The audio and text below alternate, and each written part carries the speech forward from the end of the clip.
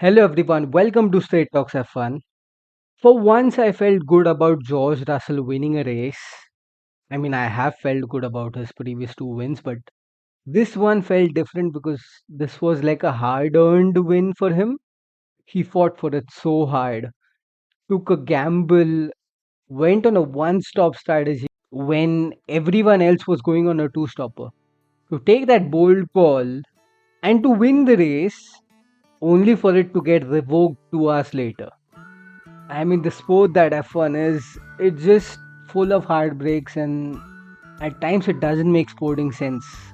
The kind of race Russell drove, for him to get denied and disqualified the way he did, and that too in the most anticlimactic way.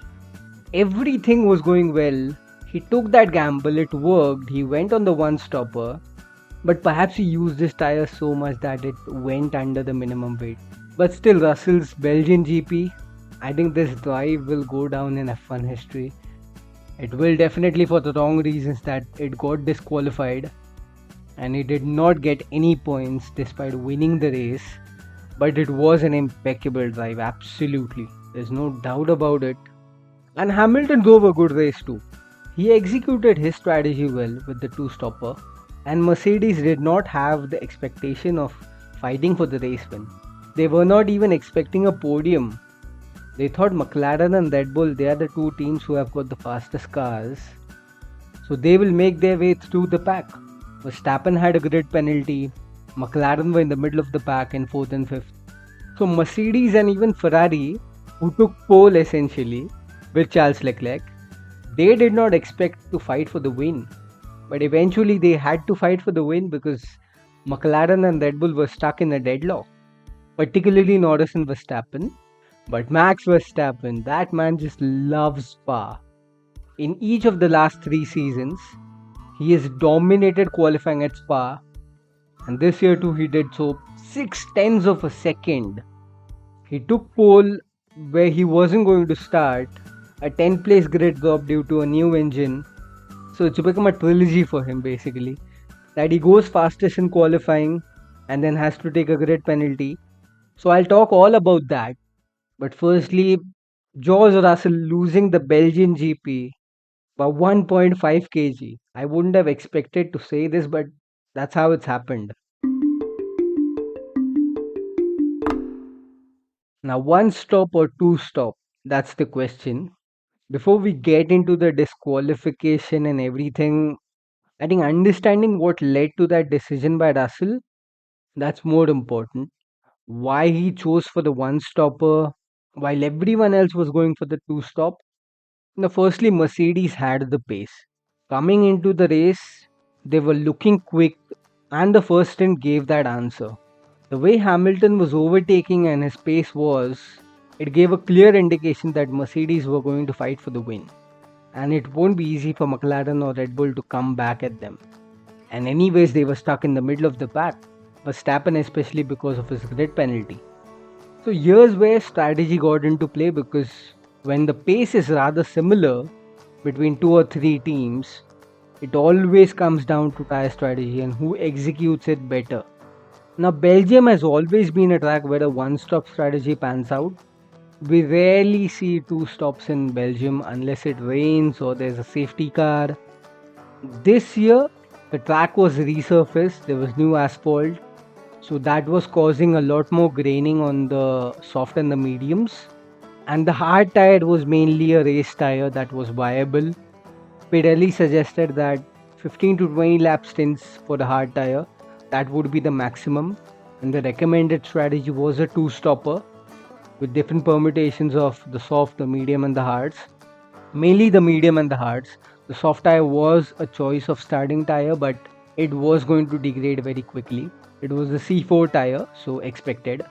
But still, Spa does not see as much of tire degradation as a track like Silverstone or Barcelona or Suzuka does. We don't see as much tire deg at Spa. So that was quite odd to me as well this year. And even the rain played a factor because whenever it rains, all the rubber that's laid down on the track, that gets washed away. So because it rained on Saturday and rather heavily, All the rubber that was laid down by the cars on Friday, on Saturday, by both F1 and F2 cars, all of that was washed away on Sunday, and it was a green track, so that also plays a factor in the tire deg. It was a two-stopper on paper, but a one-stop was completely not out of the window. Even Carlos Sainz said that. Just that Carlos Sainz tried to execute the other way and failed. I'll talk about that later. But coming to Russell, it was a big call definitely, because he pitted on lap 10, getting rid of those medium tires and getting on the hard tires. So he had to make his hard tires last for 34 laps. And by that point of time, the tires would have been really worn out. The only saving factor was the tires don't degrade as much as they do in Silverstone or Barcelona. So when everyone else was on the two-stopper, and Hamilton especially, it was expected that he would overtake Russell, even in the final 5 laps maybe, but he would overtake Russell. That was expected. But it did not happen. Russell held on. On 30 lap old tires, he held on to the lead in those final 4-5 laps, and Hamilton attacked. It wasn't as if he was holding position or Mercedes ordered him to stay in P2. No, they were going to race. It's just that Hamilton wasn't able to mount an attack. And as the laps ticked down, I was literally jumping to see how is this unfolding. And I was wondering, when everyone else has gone for the two-stopper, how is Russell managing to pull this off? Like, for the 2 hours it lasted, it will go down as one of the most iconic tire management races in F1. And that to come at Spa.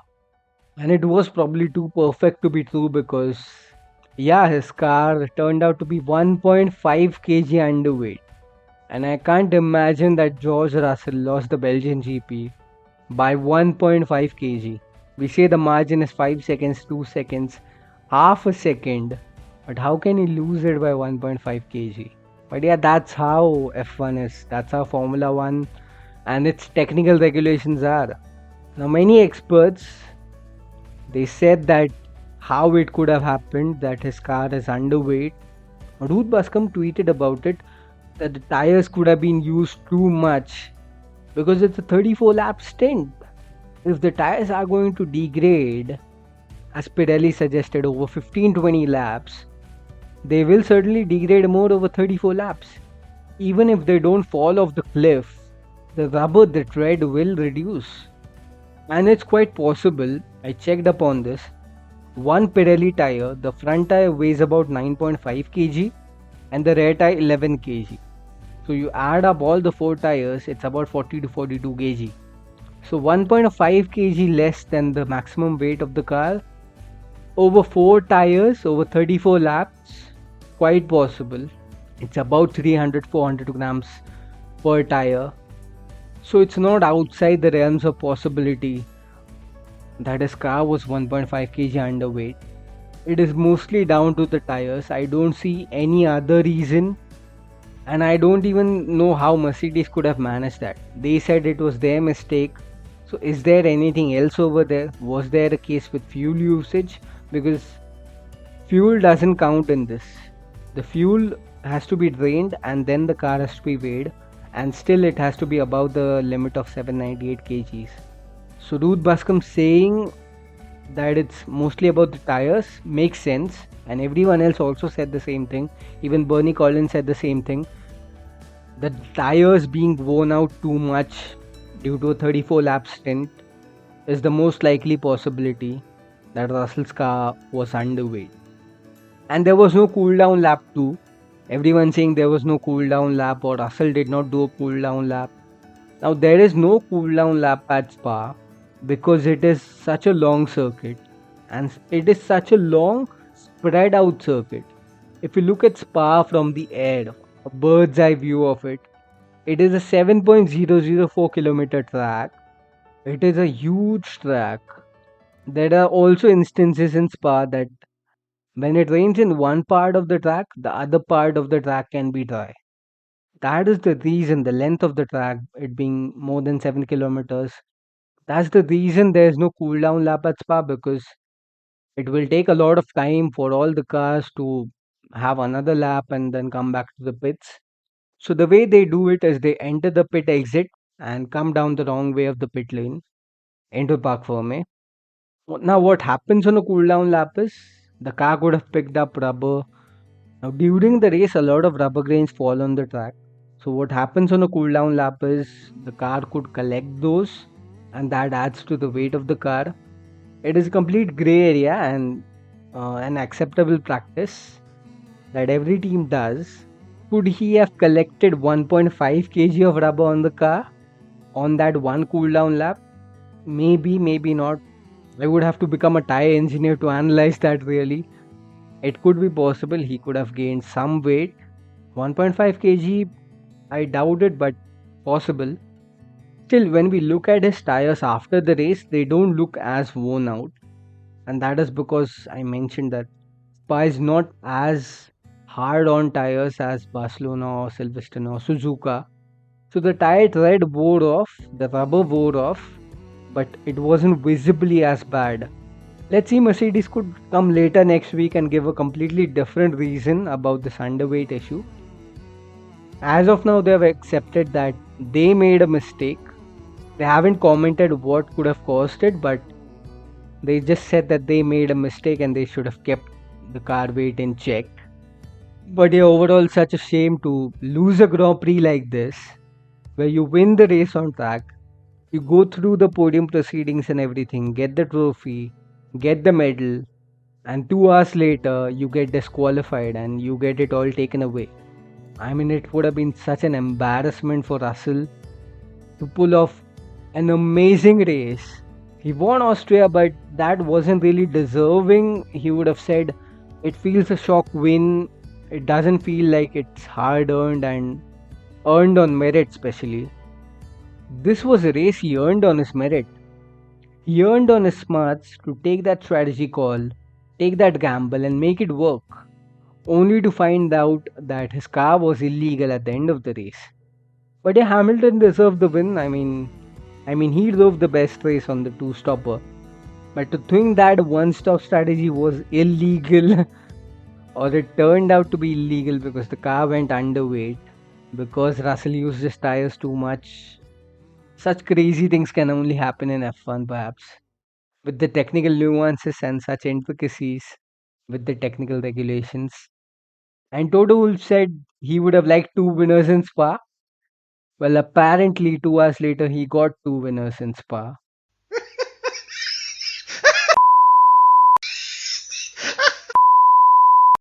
And I think Mercedes would be happy with the win even after Russell's disqualification. But I want to talk about, can the FIA and F1 avoid such shocks after the race? Because we've seen such instances previously, and because it really takes the shine of that race. So I feel they need to do something about it.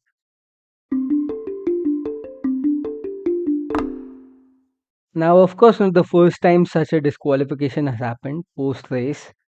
Podiums have been revoked in recent years.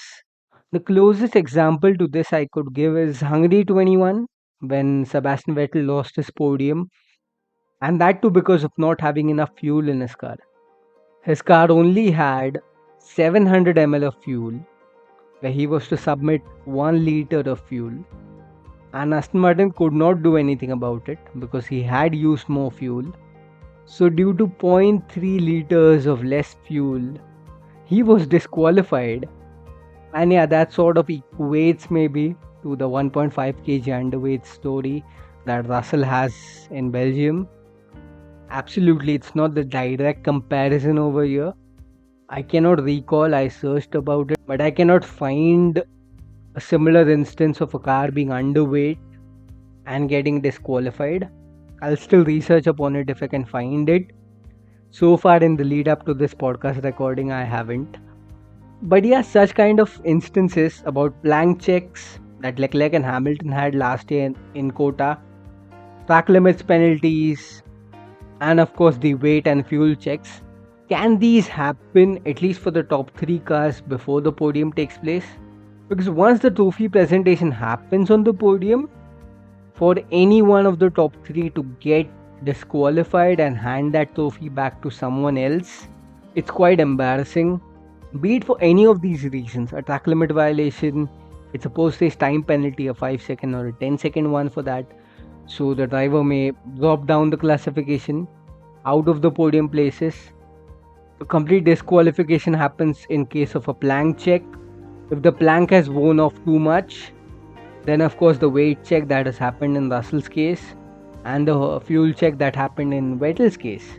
So can these checks happen for the top 3 cars at least before the podium takes place, so that any sort of updation that is needed in the classification, that can happen there and there itself? Maybe the podium can be held an hour later or half an hour later to just ensure that there is no doubt or suspicion of any infringement on all of these grounds and the top 3 are clear of it. Then they can carry on with the parc fermé formalities for the other cars. Because losing a podium or a win is much more severe and much more embarrassing and shameful after the race, hours after the race, than just dropping down from P4 to P8, say, like several drivers have in recent times.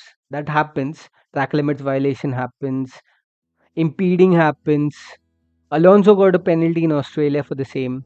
So that's still fine and it's still acceptable. But losing a podium or a win, from a sporting perspective, it really puts a dampener on any driver or any team's morale. I don't know if this is a solution that's practical enough for the FIA to implement, that they can get all these checks done within 15-20 minutes for the top 3 cars so that the podium is good to go.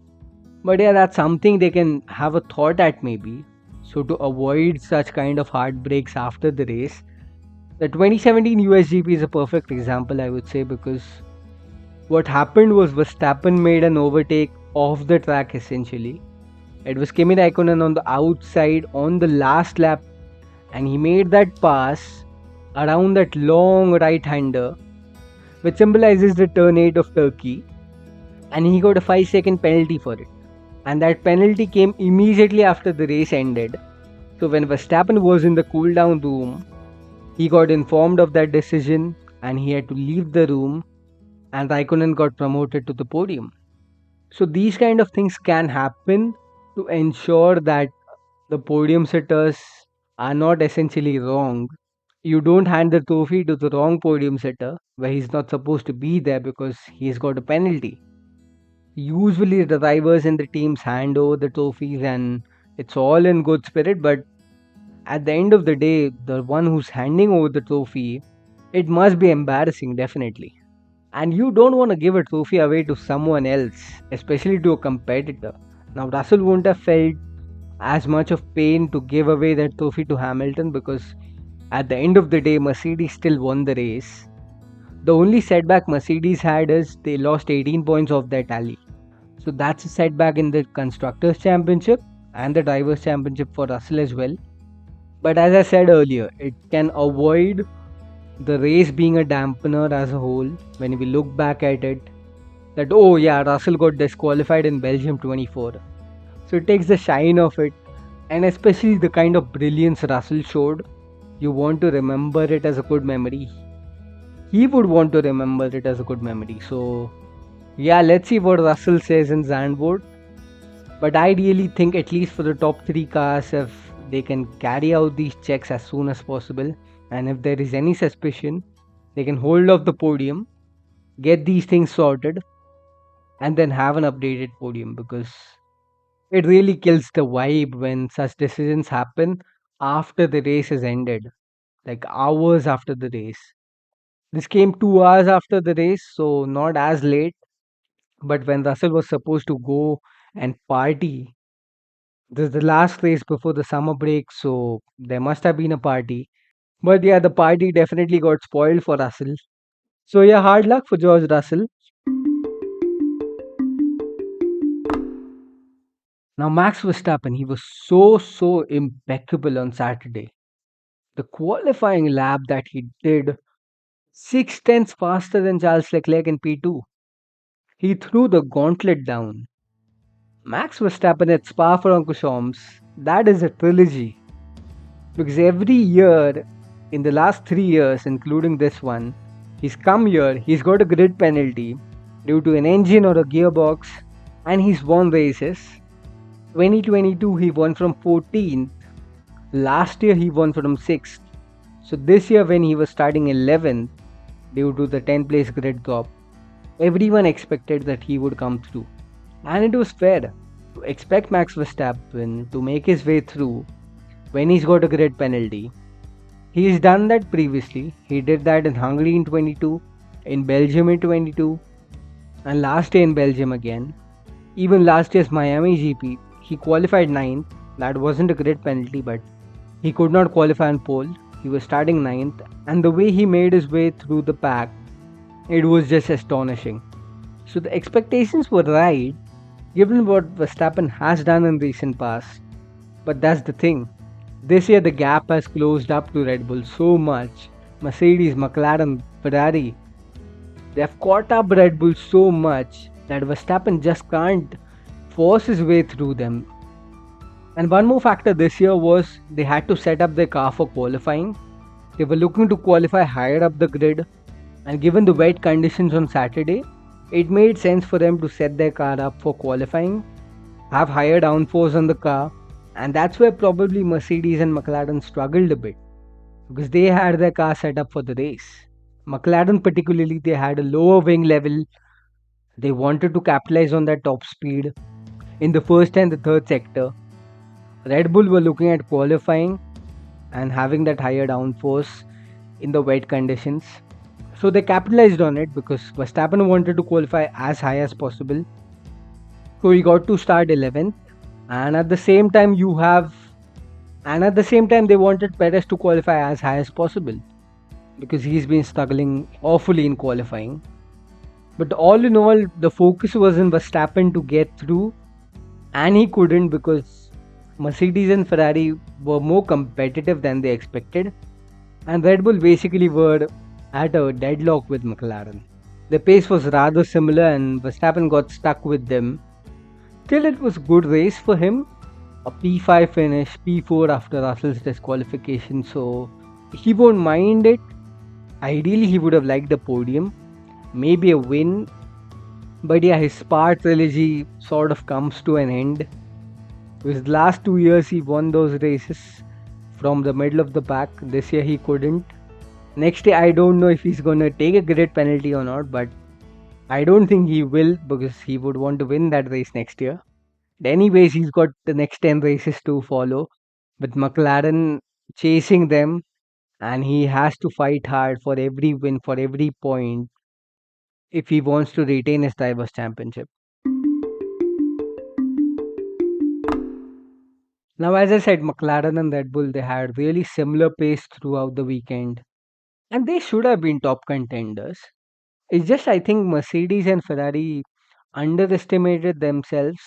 They underestimated their pace, and Mercedes particularly because Ferrari weren't really in the fight. Leclerc did a good job to get the podium, which was an eventual podium. Initially, it was a P4 finish, but it was still a good drive for him. For McLaren and Red Bull, particularly McLaren, I would say they had a bad qualifying because with Verstappen taking a grid penalty, they should have locked out the front row. The trick that they missed in qualifying, and even Mercedes missed that trick, was that they should have pitted for a new set of enters. But because they stayed out in Q3, that sort of took things away from them and they could not fight for the front row. Still, coming into the race, they were going to be favorites because they had the fastest car on Friday on the dry run pace. In the wet, Red Bull were quicker on Saturday, but in the dry, McLaren should have had that edge. And the fact that they could not capitalize on it, especially Norris with that bad start, I don't really get it. I mean, McLaren are leaving podiums and leaving race wins on the table. And Norris, he's getting a habit of having bad starts now. Be it from pole or be it from the middle of the pack. And the kind of similarity I saw in the race between McLaren and Red Bull's pace, I'm really surprised how Oscar Piastri escaped that. It was a deadlock essentially between Norris and Verstappen. They had Perez in the mix, but he was dropping down.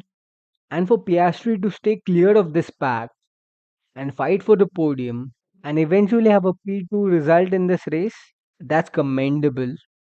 And he's really shown that he's matching Norris and he's also not beating Norris because Norris is self sabotaging himself at the moment.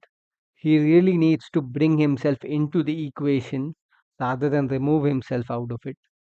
In the last 6, 7 races, Norris should have easily won 3, 4 races, but it's down to him, it's down to McLaren. Fair enough. The Hungary saga with the team order swap with Piastri. So he's not doing everything wrong, but a large part of it is down to his mistakes as well. But Oscar Piastri, especially, I mean, great tire management and good overtaking as well. He overtook Perez, he overtook Russell, and those were the crucial overtakes I feel that got him clear of this pack to get into the podium place. And towards the end, even he was catching the Mercedes very quickly because they were fighting amongst each other. So he could have won that race even. And I think where he lost that race, we talk about small margins. He could not stop his car in time at the time of his second pit stop. And his car sort of couldn't stop and hit the jackman. And there he lost a couple of seconds. Still he covered off Verstappen, Norris, that pack behind him. But the fact he lost those 2 seconds to the Mercedes and Leclerc. And he took too much time to pass Leclerc as well. So there his tires got overheated.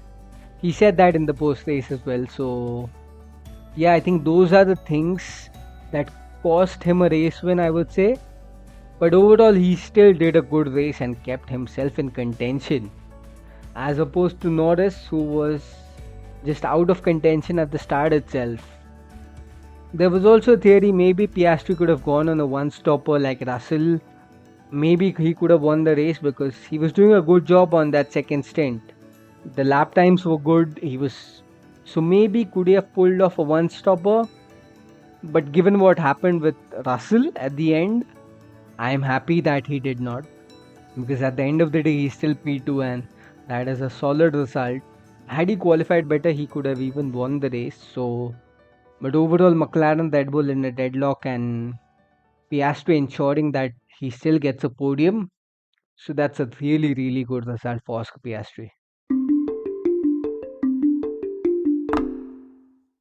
Now I want to quickly talk about Mercedes and Ferrari over here. Because it was really an anonymous topsy-turvy weekend for both of them. Eventually, Mercedes got the win and a 1-2. So can't really say topsy-turvy for them until the end when Russell's disqualification happened. So at the end of it, we can say it's a topsy-turvy weekend for them because their Friday was quite bad. They had an upgrade on the car with a new floor and that wasn't working really. So they had to remove it and make some changes to the car. And coming into the wet qualifying, nobody expected Mercedes and Ferrari to be at the front. But they say rain is a great equalizer. And it was Charles Leclerc who capitalized on it. At the perfect time, Ferrari put him out towards the end of Q3 on new intermediate tires and he delivered a lap good enough for P2. I mean, I would call him a pole merchant at this stage because 25 pole positions and just 6 wins. Verstappen has got more wins from Leclerc poles than Leclerc has. That is a stat that's not going to leave his bag definitely. It could have been extended at this race, but fortunately Verstappen could not find the pace to win. And Hamilton was also good as he is in the wet conditions. But I think Mercedes McLaren, as I said, they missed a trick. They should have pitted for new winters, but they did not. So Leclerc got the front row. And I really thought Leclerc could just get eaten up starting from pole. Red Bull was quick, so Perez had the potential to overtake him. But the fact that Perez had a bad start and it was Hamilton who took the race lead, that really showed the kind of potential Mercedes had. And it even showed the kind of potential Ferrari have. Because Leclerc stayed in the hunt and eventually finishing in the top 5 and then getting the podium. Overall, I would say it was a good race for Leclerc and a good race for Ferrari. Sainz could have done it a bit better because he was trying to do the opposite of what Russell did. He started on the hard tires, so he was looking for a one stopper to go deep into the race on the hards and then get the medium tires to the end. That could have been possible, but the hard tires at the end with high fuel load, there's more degradation happening at the start of the race than at the end, which is why Russell's strategy worked out because he got rid of the mediums early and towards the end he carried those hard tires to the end without any sort of tire blowout, which is quite unlikely at Spa, but it could have happened. So Sainz wanted to do that, but he couldn't, and eventually he had to cave into the two stopper. And overall, Sainz and Russell were struggling. Russell tried to do that Hail Mary strategy, and that's the reason he got into the lead and won that race on track. But because of his disqualification, Ferrari are still holding on to P3 by a margin, and Mercedes are doing well to reduce that lead because they've won 3 out of the last 4 races. At the time when we are saying that McLaren has the fastest car, Mercedes have won 3 out of the last 4 races.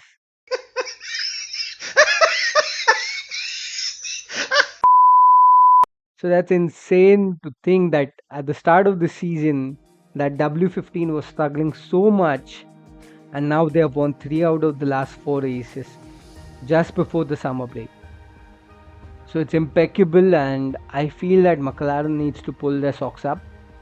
Yes, Mercedes are like way behind them in the constructors, but if they take wins like these in the second half, McLaren would have to watch behind them rather than ahead of them. We have a month long summer break, and I don't know how we are going to survive without racing because the kind of races we have had in the past 2 months, I just don't want F1 to stop. But yeah, they have to have the summer break, and there will be no racing, but there will be some driver market news. And first of the driver market news has already come as I am recording this episode.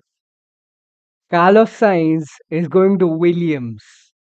And since the last time I talked about the driver market, that was back in January, and I did a full blown episode on who goes where, and at that point of time, Hamilton's move had not been announced. I did a separate episode on that, and it had Carlos Sainz's options wide open, and they were wide open for several months, and he was being pestered with questions week in, week out.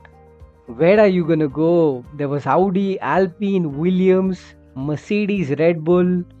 Ideally, he would have wanted a Red Bull seat, but I think something has happened because today Red Bull had the meeting and he was possibly looking to hear from them a long shot, maybe if they want to replace Perez, maybe they consider him. So he was waiting to hear back from Marco or something. I don't know, but logically that makes sense why he was holding out, maybe that Red Bull make a final call.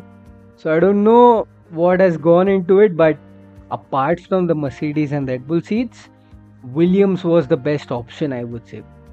And it was a stopgap option, definitely. Like, Williams are not in podium contention at the moment.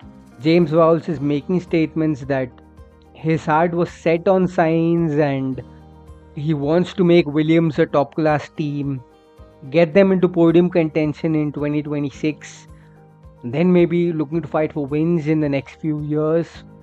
It's a big step for them currently where they are, but to have Carlos Sainz and Alex Albon and the kind of things Alex Albon has done for Williams, oh boy, Carlos Sainz to Williams, I mean, that is as good a news as it could get because his Audi thing was not really working out.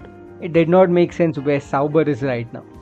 They are in the doldrums, they are in the worst possible situation right now. And it's good, sort of. I feel that Carlos Sainz was waiting to just let all the races get done before the summer break and then announce it. Or he was possibly waiting to hear back from Red Bull a final word on where their mind is. Because apart from that, I think looking at where Alpine is and the mess that is going on at Alpine, looking at Sauber and Audi and that situation, I feel the best alternative was Williams. Because at least Williams have a vision, they have a leadership. Vowles is doing a great job. They need a second driver besides Albon who could deliver as good an elite of performances as Albon is doing. So yeah, Carlos Sainz to Williams. Towards the end of this episode, the big news has come, and he was talking yesterday in the post race show to Will Buxton, and Will Buxton has ties to Williams.